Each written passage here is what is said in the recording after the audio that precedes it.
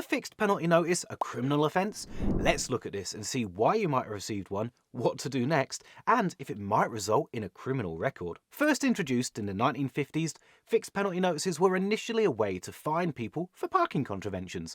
However, over the decades, they've been served for a growing number of motoring offences, and even fly tipping, antisocial behaviour, even littering. These days, one of the most common reasons for receiving a fixed penalty notice, or FPN, is for a speeding offence. Fixed penalty notices are used as an alternative to cases going to a magistrate's court. They give you the option of accepting the fine and points on your driving licence, otherwise you'll need to attend the magistrate's court for a hearing. Fixed penalty notices are different from a penalty charge notice, which, while still not to be taken lightly, are usually served by councils for minor driving offences like entering a bus lane or for a parking ticket. If the motorist accepts guilt, they'll have to pay either a £50, £100, £200 or £300 fine depending on the type of offence. For example, driving without insurance carries a heavier fine than failing to give way when you're supposed to. The amount you pay for a speeding fine can vary according to a few factors and can get very expensive. Just how far over the speed limit you were driving, along with your weekly income, is usually what's used to determine how much your fine will be. The greater the speed, the greater the percentage of your weekly income that you'll be fined, as well as racking up a greater amount of penalty points onto your licence. This means that two people can be fined two different amounts for the same speeding offence. When you're just over the speed limit, the lowest penalty you might pay is £100 with 3 penalty points. However, you could be banned from driving if you get more than 12 points. In the UK, speeding fines are capped at £2,500 on motorways and £1,000 on other roads. Some of the worst speeding offences can cost up to 700% of your weekly income without actually exceeding those caps. If you've already got a lot of penalty points or you're being accused of a significant speeding offence, then trying to contest your ticket may be your only option to avoid a driving ban or an extremely big fine. Fixed penalty notices for speeding do not typically carry any criminal charge, providing that you don't just ignore the fine, or that the offence wasn't so severe as to get classed as dangerous driving. There isn't a formal process to appeal against a fixed penalty notice.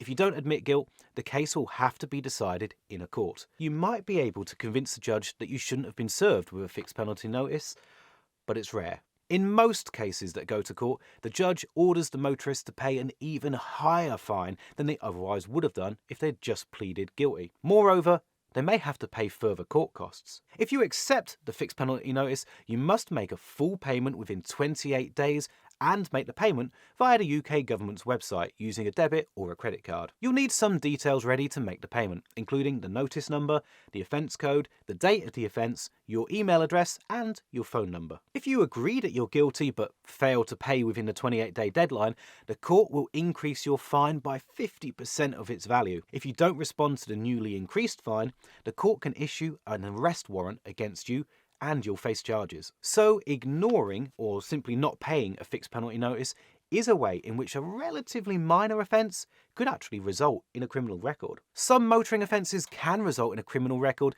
if the case goes to court and the judge rules against you. However, you can sometimes avoid receiving a criminal record by taking action to prevent the matter from going to court. If you do receive a criminal conviction due to a motoring offence, it will generally become spent after 5 years. This means it will no longer appear on your record after 5 years. So, a fixed penalty notice doesn't give you a criminal record, and once you accept the fine and pay, the matter will be over and it won't appear on your record. Extreme driving offences might be classed as dangerous driving. Dangerous driving is always treated as a criminal offence and can be very serious indeed. You could face a seriously large fine, a driving ban, or even time behind bars. I'd strongly recommend seeking legal advice if you're facing dangerous driving charges. You will have to disclose previous fixed penalty notices when asked. It's uncommon for potential employers to ask about a previous fixed penalty notice, unless perhaps the job is actually driving based. However, you may well be asked by insurance providers about previous penalties, and you'll need to inform them if asked, or you might be driving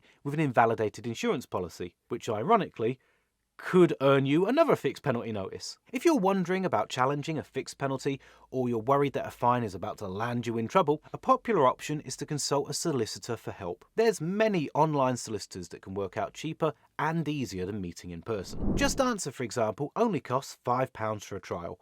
One of my colleagues managed to save over £270 on a parking ticket by using their service. I've linked that offer down in the description, and if you use that, you'll also be supporting Money Nerd, so thank you.